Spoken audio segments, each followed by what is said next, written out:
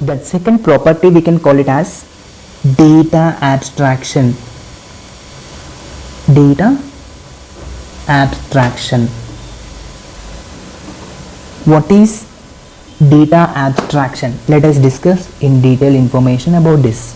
Okay, so data abstraction means whatever data we have in the class, so this data must be securable, or that means we are going to providing security for the data is nothing but data abstraction. So if you observe the some kind of definition like hiding unwanted data,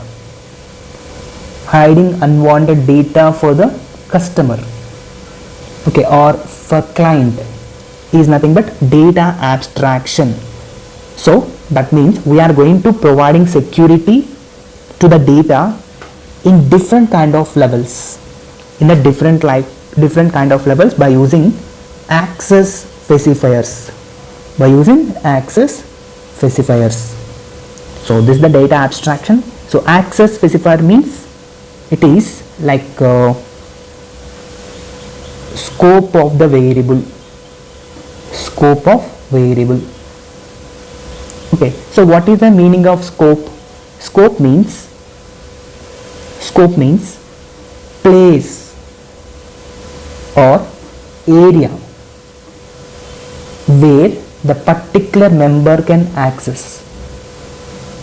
Okay, for example, in a bank, your account is related in some kind of head office, and you can do all the things in the head office. But if you are visiting some other state in the same branch, you have certain limitations. Okay, so this is the nothing but data abstraction for security reasons. Similarly, in your home, your father contains complete access to access the property. You have limited resources, like for example, you are the owner of the car and you can access everything. Okay, like driving and doing your functionality, doing your work, everything you can do it. Okay, each and everything is right for you. But if you want to repair your car, you can't repair, and you want to update the software of the car console or car engine or car separate parts, compulsory you have to visiting the service center. The person will access each and every detail of engine part. So what I am saying to you, the engine is hide for the owner. At the same time, the engine is this engine is covered by car body, right? So that is nothing but hiding unnecessary details in a car is nothing but data abstraction. Similarly, you can take a TV. So in the TV is also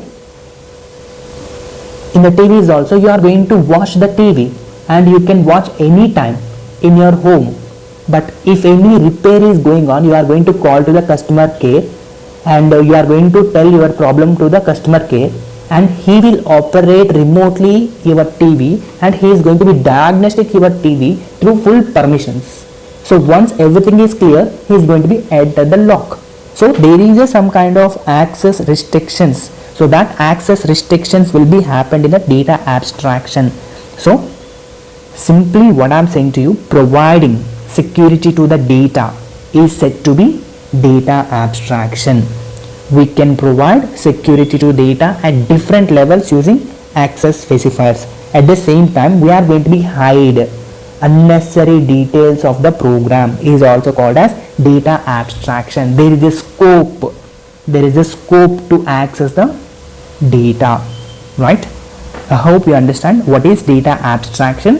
So we have some access specifiers like private, public and protected, default in Java language. In C language, in C++ language we have a friend.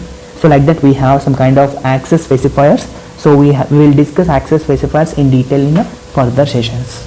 Okay, so I hope you understand what is data abstraction. So in the next video we are going to talk about the concept of classes and objects.